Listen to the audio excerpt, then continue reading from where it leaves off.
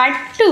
আজকে কি করলাম জানো, সব মশলা ধনে জিরে সর্ষে রাই তারপর মেথি সব দিয়ে চাটুতে 5 দিন রোদে থাকার পর এই প্রখর রোদ্দুরে আমগুলোর অবস্থা দেখো কতটুকু হয়ে গেছে শুকিয়ে।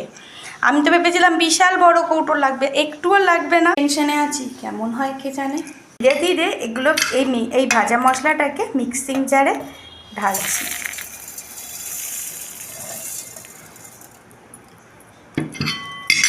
মিক্সিং জার অন করে দিলাম, হয়ে গেল গরম। বাটির মধ্যে আমগুলো নিয়ে নিলাম, সাথে ডাললাম পরিমাণ মতো কিছুটা ভাজা মশলা। দেখো কাশ্মীরি লঙ্কা দিতে ভুলো না কিন্তু। এরপরে দিয়ে দিলাম পরিমাণ মতো সর্ষের তেল। সর্ষের তেলটা যত বেশি হবে তত বেশি ভালো হবে। আমের আচার রেডি। এবার